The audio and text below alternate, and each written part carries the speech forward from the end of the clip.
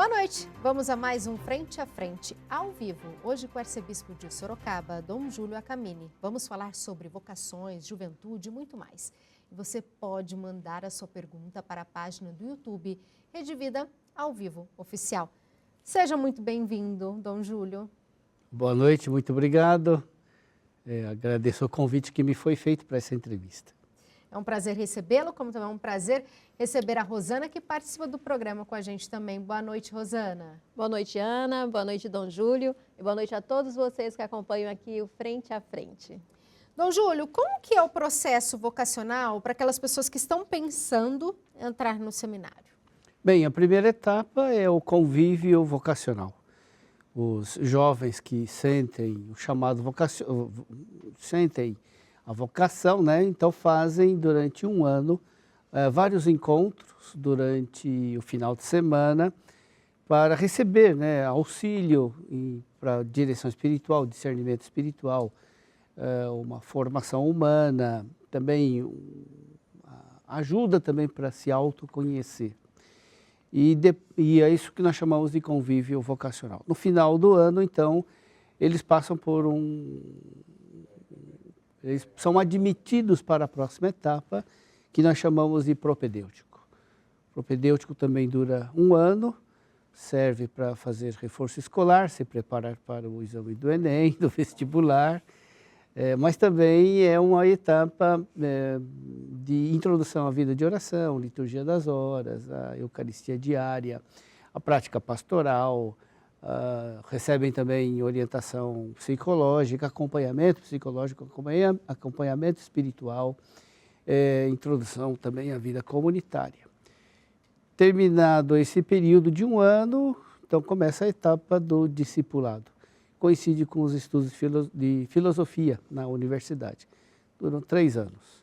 E depois o período, a etapa da configuração, que coincide também com o curso de teologia, dura 4 anos, e é neste período, então, que eles recebem as ordens, as instituições, né, de leitor, acólito, são admitidos ao estado clerical, né, e terminada essa etapa, então, a última etapa nós chamamos de síntese, etapa da síntese. É o momento que eles têm que fazer a síntese entre aquilo que eles estudaram com a prática, entre aquilo que eles receberam durante todo o período da formação e a prática pastoral. Dura um ano e é feito numa paróquia, onde eles então estão bastante envolvidos, né, com a pastoral paroquial. Então é uma preparação bem grande, né, Dom Júlio? É muito estudo, muita vivência para ele sair dali fortalecido para seguir a missão que ele escolheu do sacerdócio. Sim, exatamente. Nós procuramos dar uma boa formação. É uma formação bastante exigente, bastante longa. Eu sempre digo que formar padre é que nem parto de elefante. É demorado e de vez em quando é um número muito pequeno. Mas eu acho que tudo isso também é por uma questão de zelo também pela comunidade eclesial. A igreja necessita de padres bem formados, de ministros ordenados que de fato possam prestar não somente um serviço competente, mas possam de fato ser um testemunho, né, para a comunidade, um testemunho de bom pastor. Para as pessoas que estão assistindo a gente, que tem essa dúvida, pode, eu não sei, porque eu não frequento muita igreja, minha família não é muito religiosa, mas eu sinto isso dentro de mim, eu queria ser um seminarista. Qual a característica essencial que o senhor acredita para seguir esse caminho, que é de estudo, que é de dedicação, que é de envolvimento? Bom, acho que a condição indispensável é a vocação, é o chamado de Deus. Não é uma carreira, não é um emprego, ele não vai ser um funcionário sagrado. Ele, de fato, vai responder a um chamado de vida. Então, Deus chama, esse é o mistério, né? Deus chama as pessoas e é preciso responder ao chamado de Deus. Então, primeiramente, esse aspecto do dom. A vocação é um dom, é um mistério que é um dom que Deus dá para quem Ele deseja. Mas, ao mesmo tempo, é necessário responder a esse chamado. E, para responder a esse chamado, são necessárias, tem algumas necessidades. É necessário ter qualidades, adquirir virtudes humanas, é necessário adquirir competências, é necessário também o estudo acadêmico, é necessário também a reflexão da fé, é necessária a vida de oração, é necessária a vida de comunidade, a experiência de uma comunidade eclesial. Por isso que uma coisa fundamental para um jovem que tem algum desejo, né, a gente sempre indica primeiramente que ele procure participar da sua comunidade paroquial, né? A vocação, ela exige grande amor a Cristo, por isso então o chamado, por isso Deus chama, então a gente precisa ter grande amor a Jesus Cristo. Mas a vocação sacerdotal exige também grande amor à igreja. Como é que ele pode amar a igreja se ele não participa, se ele não é membro ativo de uma comunidade paroquial, se ele não tem experiência comunitária eclesial? As duas coisas são necessárias, grande amor a Deus, por isso a vocação, e também grande amor à igreja, porque se trata de dedicar a vida ao serviço da comunidade eclesial. Vamos chamar a Rosana para a nossa conversa. Temos perguntas, Rosana? Oi, Ana, temos sim. A Cristiane agora. Boa noite. Eu não tô... Meu nome é Cristiane e eu queria saber como é a vivência de um seminarista dentro de um seminário. Bem, Cristiane, né? Então, Sim. Cristiane, a vivência no seminário... Bom, o seminário ele tem um programa, né? Ele tem um horário diário, por isso tem que acordar cedo. Primeira coisa, a oração da manhã, depois a missa, depois as aulas, os estudos, depois na parte da tarde sempre tem estudo pessoal ou então trabalho, né, no próprio seminário, trabalho manual, né?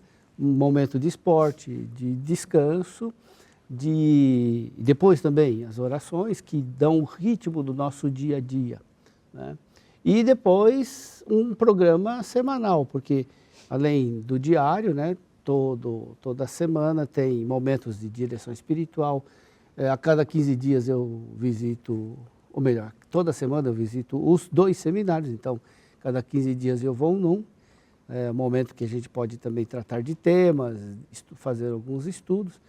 No seminário maior, estamos estudando os documentos do concílio, né, no propedêutico. Vamos iniciar agora a questão da leitura, né, da Palavra de Deus, a proclamação da Palavra de Deus. E no final de semana sempre tem também a prática pastoral, né? Eles vão nas paróquias, ajudam nas paróquias e com isso eles vão adquirindo também experiência, né, na pastoral paroquial. E tem também um programa anual, né? Porque sempre tem também o retiro anual, tem os encontros de formação, tem às vezes experiências missionárias. Esse ano teve 2 seminaristas que foram lá para a Ilha do Marajó fazer uma experiência missionária. Então, esse é o programa, né, da formação dos nossos seminaristas. Interessante essa parte que o senhor falou das missões. As missões estão presentes na igreja, essa participação dos seminaristas. Qual que é a importância para a formação deles? Para depois serem padres, mas também como seres humanos para esse contato com outras realidades. Por que o senhor acredita que é tão importante eles participarem de missões? Bom, a ação evangelizadora, eles vão trabalhar na ação evangelizadora no Brasil, né? Lógico que a base vai ser a Arquidiocese de Sorocaba, né? Mas a Arquidiocese de Sorocaba também tem esse projeto de igrejas irmãs, então estamos ajudando também, ou melhor, estamos em parceria com a Igreja de Ponta de Pedras, lá na Ilha do Marajó. Então, é uma perspectiva que se abre. Quando o jovem entra no seminário, ele sabe que vai trabalhar na Arquidiocese de Sorocaba, mas também com a possibilidade de atuar num campo mais distante, né? Interessante, faz tempo que a Arquidiocese tem essa começamos parceria? Este ano. É uma experiência, quer dizer, na verdade já começou na década de 70, Mas depois ela passou por um período que não havia mais esse contato. E retomamos então, depois de um bom tempo, retomamos esse ano, foi uma grande alegria, né? E mandamos um padre que está lá colaborando, é o padre Giancarlo, né? Ele está atuando na Diocese de Ponta de Pedras. E por causa da presença dele, então, também foram 2 seminaristas nas férias para desenvolver um trabalho missionário. Então, desde o ano passado ele está lá e neste ano, então, foram 2 seminaristas. É muito interessante. E essa troca, quando eles voltam, o que eles trazem na bagagem para vocês ali da Arquidiocese de Sorocaba para poder compartilhar? Eles param de olhar para o próprio umbigo. Ou seja, a gente vê que o Brasil é muito grande, de que os desafios são enormes, de que as realidades são muito variadas e as culturas também são muito diferentes. Isso dá um senso de catolicidade, ou seja, de universalismo. Nós somos, de fato, somos padres, ministros para uma diocese. Estamos incardinados, estamos ligados vitalmente a uma igreja particular. Mas o fato de a gente ter esta vinculação tão forte com a igreja particular não deve fazer a gente perder de vista a igreja universal, a igreja no Brasil. É muito importante este respiro católico, né, que faz parte da nossa identidade. Essa troca de experiências de vivência é enriquecedora para eles, como para os missionários que são leigos. Tem essa possibilidade? A Arquidiocese pensa em fazer também, mandar missionários leigos para essa vivência? No contrato está previsto também a possibilidade, né? Como já houve no passado, está aberto para esta possibilidade. Lógico que a gente precisa também preparar, né, estes fiéis leigos para que possam também dar uma colaboração efetiva, eficaz nesse trabalho missionário. A Rosana tem perguntas. Sim, temos. Inclusive a Diocese aqui de São José do Rio Preto, ela tem também essa parceria lá em Cruzeiro do Sul, no Acre. São missões, as pessoas vão daqui para lá e vêm de lá para cá. E a pergunta que a gente tem aqui é do Carlos Souza. Ele pergunta: como o senhor avalia o impacto da formação no seminário na vida dos novos sacerdotes e na igreja como um todo? Bem, é um trabalho, exatamente o que o próprio nome diz, né? É o seminário, a gente semeia, né? Então o impacto é exatamente esse de semear as coisas, que depois vão dar frutos, né? Então eu vejo que esse impacto é decisivo, né, no ministério depois que eles vão exercer na igreja. Se trata de uma preparação, conforme já vimos, né, bastante longa e muito preocupada por ser uma formação integral. Vejo que a comunidade eclesial tem direito, de fato, a ter padres bem formados e nós temos a obrigação de formá-los bem. Rosana, tem perguntas? Temos a pergunta aqui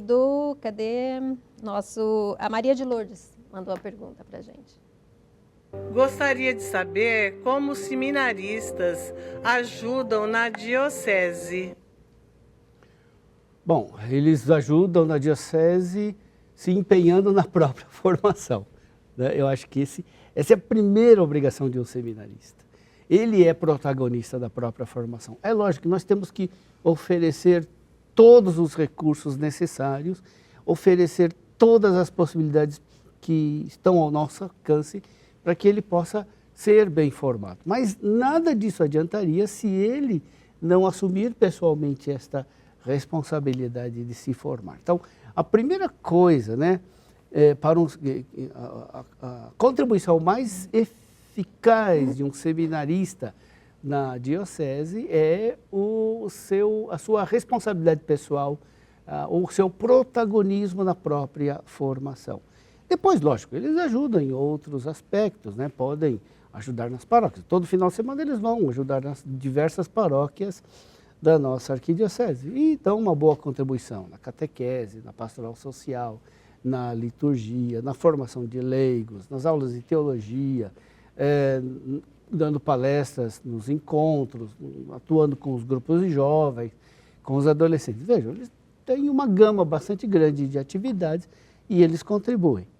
mas a contribuição mais eficaz, de fato, é eles se formarem bem, porque se formando bem, vão por muitos anos, né, também fazer um trabalho bastante bom, né, na nossa arquidiocese. A senhora acha que essa troca de vivência dos seminaristas com os leigos pode promover e despertar vocações? Sem dúvida nenhuma, nós temos muitos seminaristas que entraram no seminário por causa do contato pessoal com outros seminaristas. Eu acho que o melhor apóstolo de um jovem é outro jovem. Melhor promotor vocacional para um jovem é um outro jovem seminarista, né, que vive a sua vocação com alegria, com transparência, né? Quando a gente sabe que está respondendo a uma vocação que Deus deu, quando a gente vive isso com alegria, com transparência, as pessoas, né, são atraídas também para esta vida. Melhor propaganda vocacional é o testemunho de um bom seminarista e também dos padres, claro. É o exemplo. Sem esquecer também do bispo. Isso. É o bispo, é o arcebispo, é o padre, é o exemplo daquela comunidade forte no propósito de levar o bem e fortalecer sua fé. Rosana. Oi. Temos a pergunta aqui da Adriana Moraes, mandou aqui para a gente, ó. Como a formação no seminário está se adaptando às necessidades e realidades atuais? Bem, a gente está sempre atento a isso. Tem algumas coisas que são importantes, que eu acho que são características da nossa época. Então, primeiramente, uma grande preocupação pelo autoconhecimento, né? Como é que a gente pode assumir uma identidade sacerdotal ou presbiteral, se a gente não conhece a si mesmo? Conhecer as suas qualidades, suas limitações, suas fraquezas e suas forças. Então, um aspecto importante da formação atual, né, é, de fato, a gente se valer também de profissionais, né, da área da psicologia, da terapia, pessoas que colaboram, de leigos, né, de mulheres que colaboram, né, na formação. Uma outra coisa importante que eu acho que é decisivo também na formação é uma formação para a vida comunitária, né? A igreja é isto, é a comunidade dos fiéis, é uma fraternidade espiritual baseada na nossa relação com Jesus Cristo. A nossa relação com Cristo muda a relação que temos entre nós. E um sacerdote, um padre, deve ser um homem de comunhão, um homem que saiba se relacionar com as pessoas, que tenha qualidades humanas apreciadas pelo povo. Por isso também um outro aspecto importante da formação atual, que eu acho que a gente precisa prestar atenção, é exatamente esta questão da formação comunitária. E isso, inclusive, foi introduzido na Ratio Formationis, ou seja, no programa de formação sacerdotal da Igreja no Brasil. A Ratio Institutione Formationis, que é do dicastério, né, para o clero, né, o documento universal, não coloca isso como uma dimensão, mas no nosso programa aqui do Brasil, os bispos fizeram questão de colocar essa questão da dimensão comunitária da formação. É sinal de que, de fato, a gente precisa, devemos nos dedicar, né, em ajudar os nossos vocacionados a, de fato, saberem viver e se relacionar com as pessoas. Ouvir o que elas querem falar de verdade e entender, seria isso? É mais do que isso, é saber, de fato, acolher as pessoas, se adiantar às necessidades, saber dialogar com aqueles que são diferentes, aqueles que não concordam conosco. Vivemos uma sociedade cada vez mais pluralista, e o que a gente está vendo não é diálogo, mas é polarização, é recíproco cancelamento.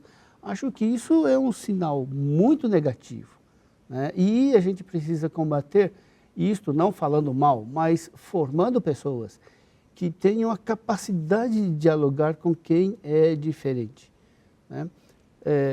Às vezes, as pessoas fazem muita questão de que o padre seja uma autoridade. Eu acho que sim, né? É verdade. Ele tem que ter reconhecida a sua autoridade. Mas ele precisa, principalmente, ter uma autoridade moral e ele precisa também saber dialogar com quem não pensa como a igreja, né? Vivemos, de fato, num mundo cada vez mais plural, do ponto de vista religioso, cultural, filosófico. E a gente precisa saber dialogar com verdade, né? sem abdicar das próprias convicções, né? Com este mundo, né? Que se torna cada vez mais Esse mundo novo variado. que se apresenta. Né? Isso daí. Mas eu queria voltar ainda para um outro aspecto importante da formação, que é a formação espiritual, né? A vida de oração. O padre não é um assistente social, o padre não é um terapeuta, o padre não é um influenciador, ele não é um showman. O padre, ele é um ministro sagrado. O padre precisa, não tem como, a gente toca todos os dias realidades sagradas, o mistério cristão.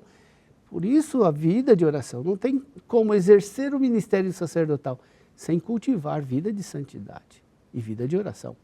Então, esse é um outro aspecto importante também da formação atual. Ótimo, adorei. E com esse ensinamento a gente vai para um breve intervalo, você não saia daí porque nós voltamos já já ao vivo. E voltamos ao vivo, com Frente a Frente, recebendo nesta sexta-feira o arcebispo de Sorocaba, Dom Júlio. Dom Júlio, como conseguir mais santos para o Brasil? Isso é uma coisa importante, é um dom que Deus não deixa faltar para ninguém. Acho que é importante distinguir isso daqui.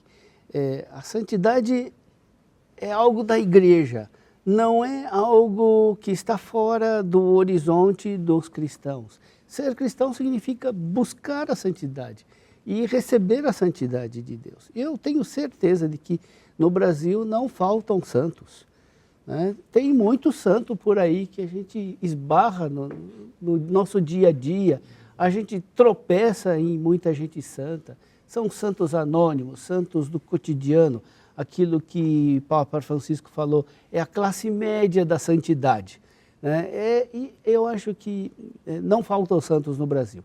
Lógico, como conseguir mais santos é porque não basta só a santidade vivida, né, nesse caso, mas existe também aquilo que nós chamamos de canonização, ou seja, uma declaração oficial da igreja de que tal pessoa de fato é santa, né? Então, é feito todo um processo, né, de investigação para averiguar se de fato a pessoa é santa, e aí ela é declarada, então ela pode aí então o santo se torna também,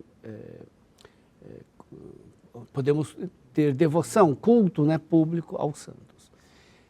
O que falta talvez é isso, né, de fato ter é um processo que acho que a gente está começando. Como que está o processo, o andamento de canonização dos brasileiros? Não, o processo é sempre bastante rigoroso, bastante, às vezes até bastante longo. Por exemplo, em Axica, o milagre dela foi analisado por 13 anos seguidos, né, para poder de fato chegar. Porque não vale só qualquer milagre, não vale milagre de Araque.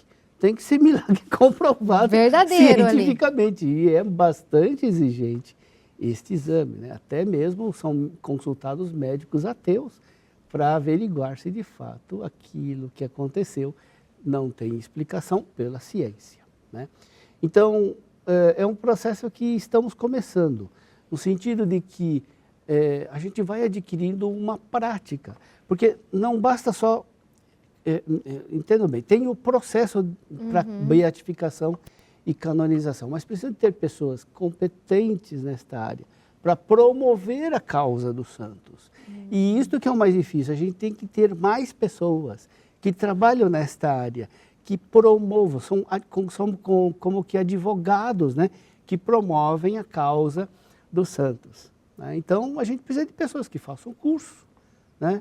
A igreja oferece... Oferece, lá em Roma tem curso para isto, né? mas ainda são muito poucos aqui no Brasil, a gente precisa de ter mais. Não é? E é interessante este fenômeno também aqui no Brasil de que muitos santos da Europa ou de outros lugares foram canonizados exatamente por causa de milagres acontecidos aqui no Brasil. Ou seja, não falta santidade aqui no Brasil, né? Muitos estão se tornando santos porque Aconteceu as aqui na pessoas nossa que terra. receberam o milagre aconteceu exatamente aqui no Brasil. Então, eu acho que esse aspecto mais canônico, né, do processo é o que talvez estejamos em falta. A gente precisa criar uma tradição, a gente precisa adquirir conhecimento de como funciona a promoção da causa dos santos e a gente precisa formar mais gente para isso. Ótimo. Vamos chamar a Rosana? Rosana, temos perguntas? Sim, o Luiz Imperador enviou pergunta aqui. Boa noite. Meu nome é Luiz Imperador e eu gostaria de saber como eu posso ter certeza sobre o chamado de Deus. O chamado de Deus é um mistério. Eu também não entendo porque que Deus quis me chamar, né? Tantas pessoas mais santas, mais inteligentes podiam estar no meu lugar, né? Então, como é que a gente faz para ter certeza? Eu acho difícil responder essa pergunta, mas eu posso partilhar uma experiência. Partilha a né? experiência do senhor, do É seu a minha chamado. experiência, exato. Então, eu tinha 10 anos de idade, era coroinha, ia na missa todos os dias. E aí, uma noite eu estava me preparando para ajudar na missa, estava sozinho na sacristia, colocando a batina, quando entrou o pároco na sacristia. E eu tinha um medo danado desse padre, porque ele era um bom padre, sim, mas eu tinha 10 anos de idade, tinha muito medo dele. E aí tentei ficar invisível quando ele entrou, mas ele me viu, estava sozinho lá, ele me viu, chegou perto de mim, apontou o dedo no meu nariz e perguntou assim: menino, você quer ser padre? Ai, sim, senhor. O mais engraçado de tudo, eu nunca tinha pensado em ser padre na minha O senhor vida. nem sabia até aquele momento. Não, eu queria ser piloto de Fórmula 1, queria ser astronauta, tinha outros sonhos de menino de 10 anos. Sim. Mas ser padre nunca entrou na minha perspectiva. Mas o padre acreditou em mim, me colocou no grupo vocacional, me incentivou, visitou minha família. E com 12 anos eu fui para o seminário. Nossa, o senhor foi muito jovem. Então, a pro minha seminário. grande crise, né, para saber se de fato essa era a minha vocação, foi exatamente a origem da minha vocação. Né, porque eu lia lá a vida dos santos, né, os santos que tinham lá visões, tinham experiências de oração, tinham experiência de contato com mártires e outros santos, então eles sentiam a vocação e queriam seguir, né, a vida de padre. Então, eu nunca tive isso, né? E sempre fiquei em dúvida. Poxa vida, acho que eu não tenho vocação, porque não aconteceu nada comigo. Sua vocação surgiu no susto, Dom Júlio. Foi medo mesmo. Foi o medo. Eu nunca ia dizer não para aquele padre. O senhor nunca pensou lá no seminário, meu Deus, foi o medo ou foi o chamado, Senhor? Então, esse era o meu drama. Falei, mas eu acho que eu não tenho vocação, porque minha vocação foi desse jeito. Até o dia que eu caí na conta do seguinte: Deus chama, e Ele chama do jeito que quer. Não sou eu que vou dizer para Deus como Ele tem que me chamar. Né? Eu não posso exigir que Deus apareça numa sarça ardente e mande tirar as sandálias e me mande fazer alguma coisa. É uma vocação bonita, sem dúvida nenhuma, de Moisés. Ou a vocação de Isaías, que teve a visão do templo, que se encheu da glória de Deus, teve seus lábios purificados. Tá bom, tudo isso é bonito, né? Mas Deus chama do jeito que Ele quer, não sou eu que vou dizer como é que Deus tem que me chamar. O que eu preciso saber é se eu correspondo a esta vocação. Então, a certeza veio muito mais de que eu buscava corresponder a esse chamado do que pela própria origem da vocação. Então eu percebia, não, eu tenho procurado responder com sinceridade, tenho me esforçado, tenho me empenhado e tenho o desejo de fazer isso por toda a vida. Foi aí então que me veio a certeza, não é certeza absoluta, mas uma certeza moral. não, de fato esta é a minha vocação, vou abraçá-la, né? Porque Deus chama, me chamou do jeito que Ele quis, mas o importante é que eu responda. E para a família? O senhor tão novo, quando falou, quero ser padre. Eu falei para a minha mãe achou que eu era muito novo, com 10 anos de idade, mas com 12 ela me deixou ir, né? Não, a minha família nunca me pressionou a nada, não se opôs, nem me pressionou a ir para o seminário.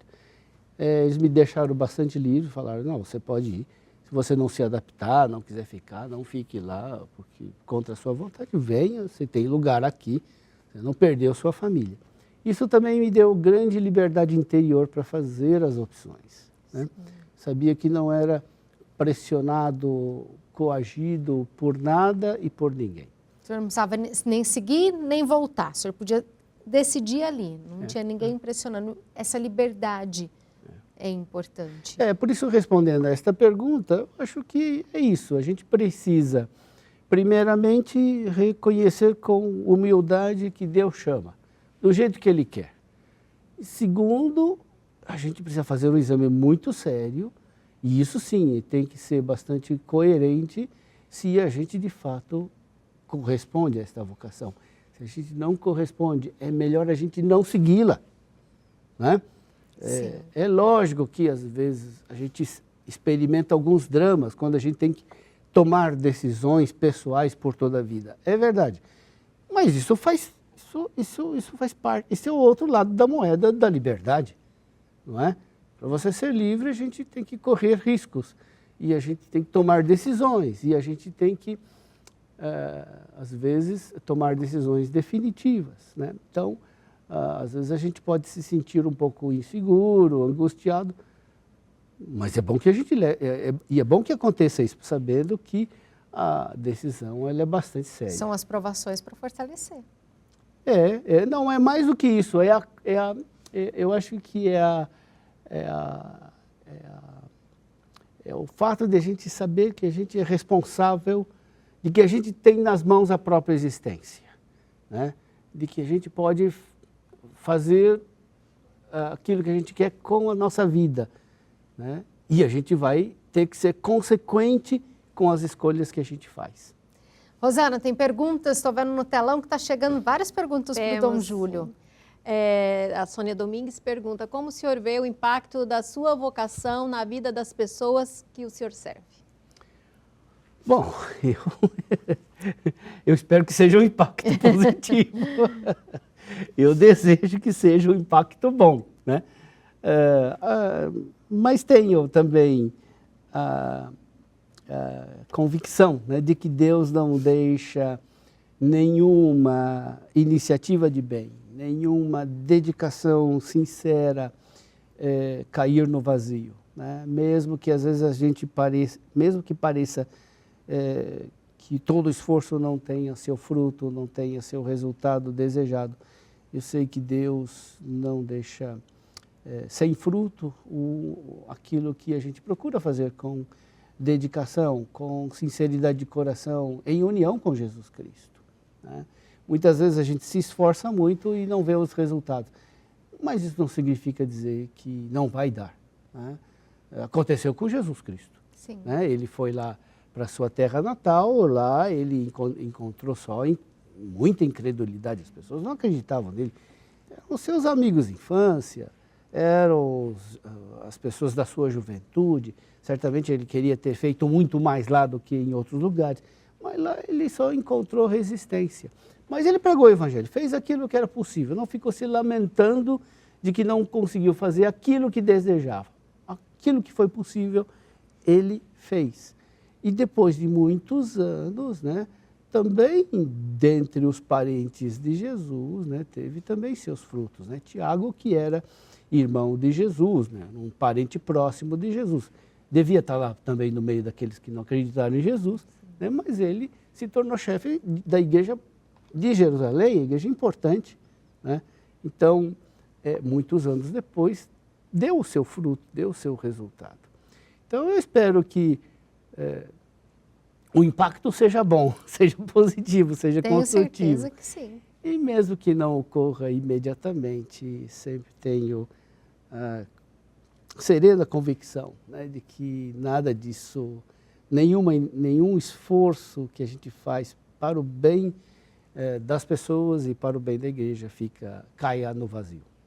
O senhor falou muito do mundo hoje intolerante, diferente.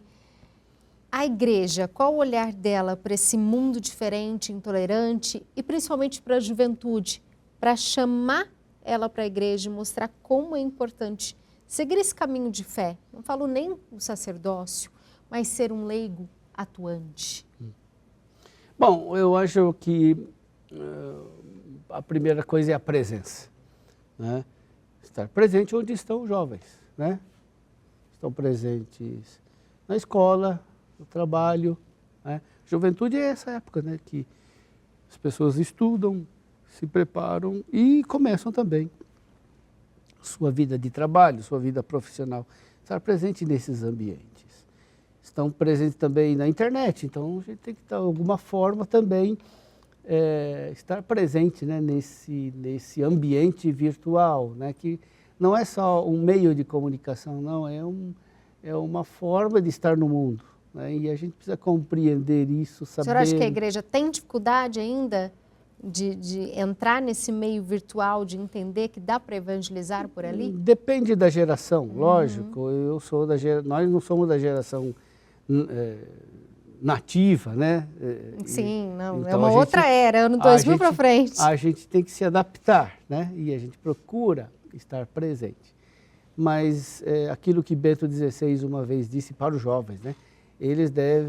São eles que devem evangelizar o continente digital, né? Interessante essa imagem, né? O continente digital. Por que continente? Porque ele usa essa imagem, né, para fazer menção àquilo que foi a descoberta do mundo novo. Quando Colombo descobriu as Américas e viu que tinha vida inteligente aqui, né? Esse foi o mesmo impacto que seria hoje a gente descobrir vida inteligente em Marte, né? E o que fez a igreja? A igreja fez um esforço enorme de missão, né, de atividade missionária. Mandaram para aqui os melhores missionários, mais inteligentes, mais santos, mais piedosos. Não foi qualquer um que eles mandaram. Por exemplo, mandaram para o Brasil Anchieta, né, que, por causa do seu trabalho, a língua tupi, né, foi fixada, né? Na área da língua guarani, o Ruiz de Montoya também foi grande missionário, né, na área guarani. Isso só para citar 2 exemplos, né? Então, a mesma coisa, Bento XVI usando essa imagem do continente digital, ou seja, é um mundo novo. Não tem como fugir. Que se abre e são os jovens, aqueles que nasceram nessa era, que vão ser os protagonistas da evangelização. Para isso, a gente precisa também dar, né, transmitir com integridade a fé. A gente precisa da iniciação à vida cristã também para esses jovens, porque eles só podem evangelizar se de fato, né, foram, se aderem com fé, né, também à vida cristã. Então, por isso também a grande responsabilidade de uma iniciação à vida cristã para as gerações mais novas. Isso mesmo, responsabilidade, fé, não dá para fugir da internet. E não foge daqui também não, porque a gente vai para um breve intervalo, mas a gente volta já já. Falei que era bem rápido, já voltamos ao vivo novamente aqui com Frente a Frente, recebendo hoje o arcebispo de Sorocaba, Dom Júlio.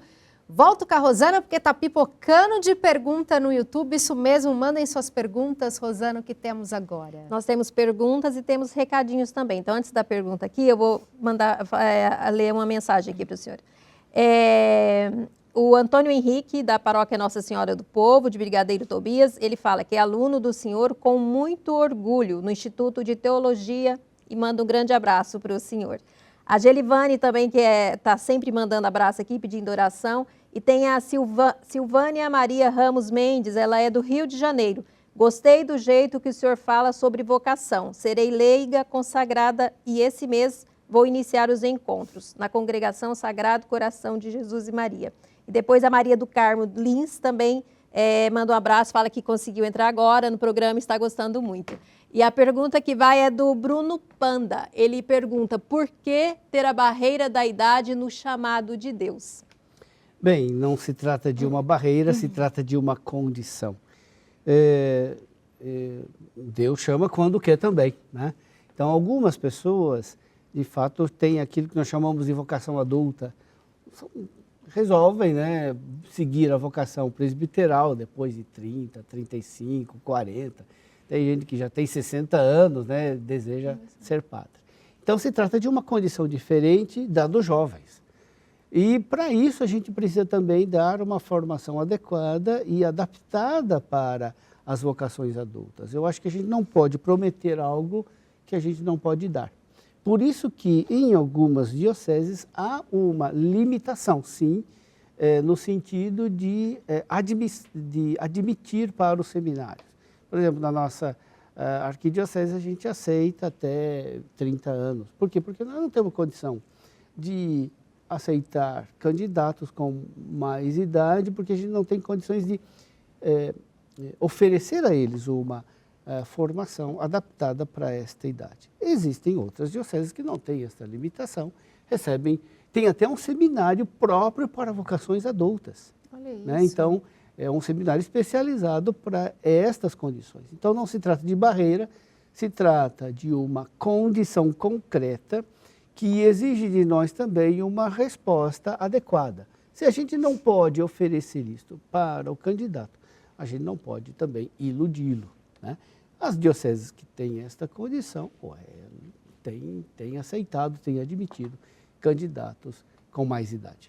Mas ele pode ter outros tipos de trabalho, atuantes dentro da igreja, ser Sem um dúvida, diácono, sem dúvida. qual que era outra opção para essa pessoa que perguntou para a gente, porque talvez recebeu um chamado mais tardio e quer saber uma resposta, como ele pode ajudar a igreja? Tem outras formas. É isso, ele tem que, na impossibilidade de ser admitido ao seminário, o que ele pode fazer é buscar outra diocese. Ou então, de fato, assumir uma outra vocação. Mas aí é uma questão muito pessoal. Não dá para a gente fazer... não é uma venda, né? Sim. Você não pode comprar carne de primeira, então você recebe a de segunda. Não se trata disso. Acho que é uma imagem um pouco vulgar, né? Mas a gente não pode... Não, mas para a gente entender aqui as escolhas. É que a vocação é algo muito específico. Não é uma coisa que a gente possa substituir por outra vocação.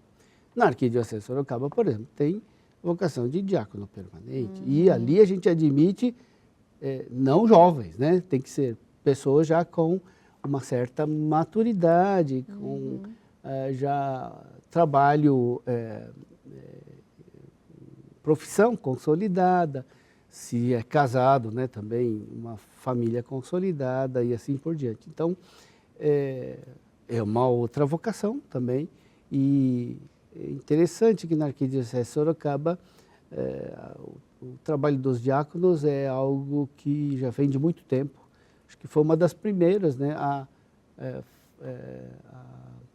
instituir, né, exatamente o diaconato permanente. Temos história de diáconos que fizeram um trabalho excelente de evangelização, um trabalho exemplar na pastoral da diocese. Fundaram comunidades que hoje são paróquias. Então, temos diáconos ali de grande valor, né, e que nos ajudam muito na evangelização. O senhor está falando da Arquidiocese de Sorocaba, 100 anos agora, dia 4 de julho. Isso.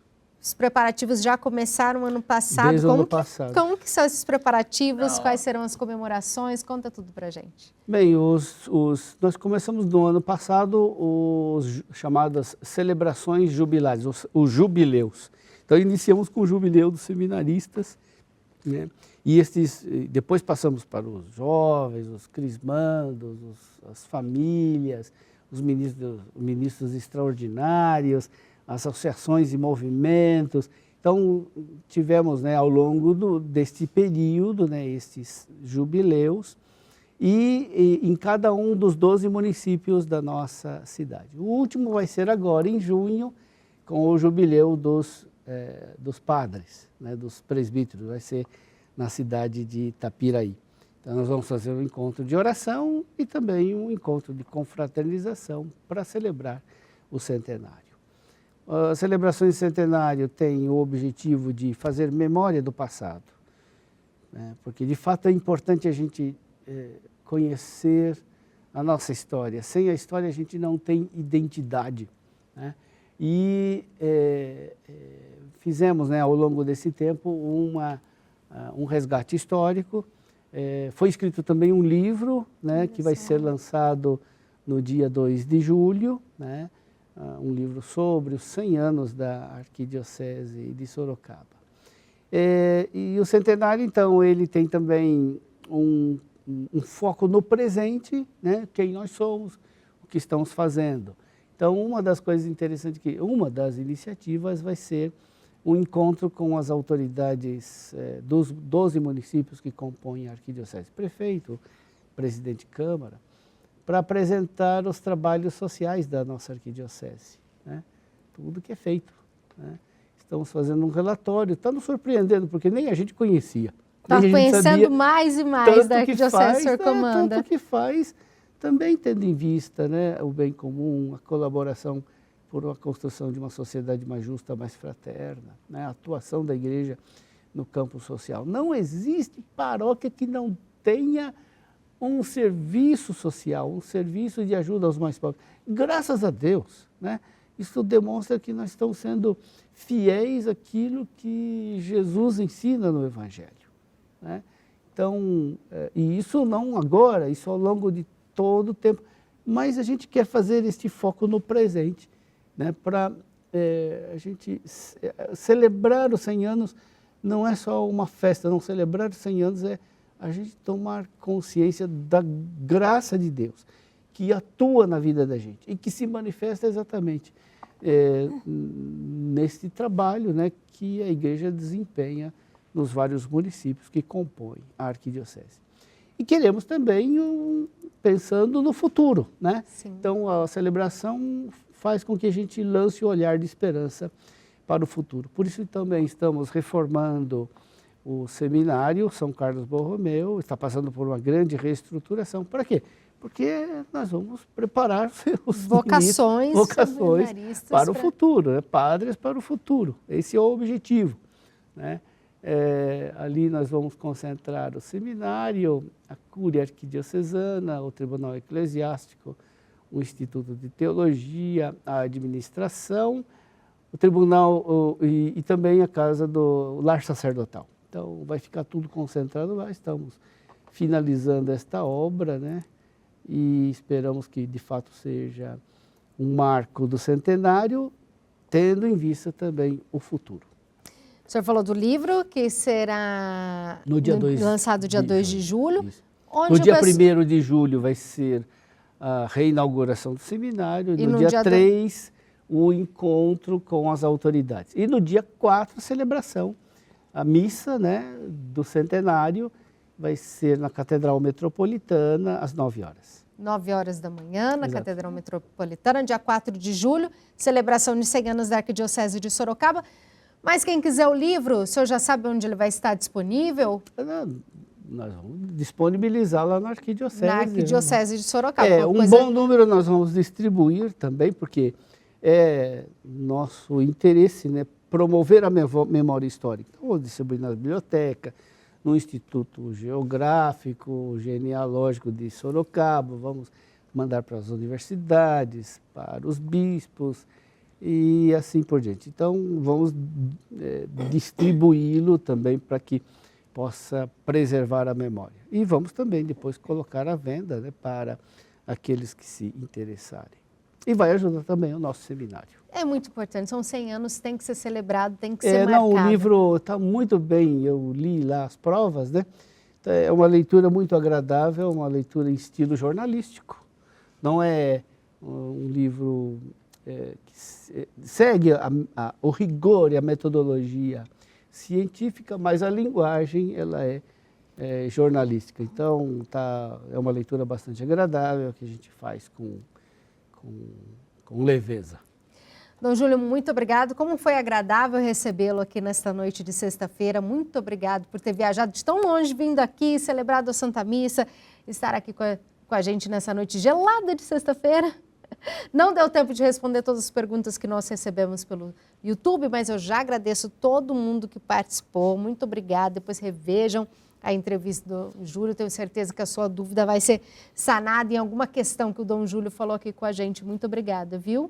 Bem, eu procuro responder todas as perguntas que me mandam. Se quiser me mandar, né? Olha só. Pode mandar. Às vezes, teve um lá que me fez uma pergunta tão difícil que me custou 7 semanas de estudo, porque ele queria saber sobre a questão da predestinação e da presciência de Deus.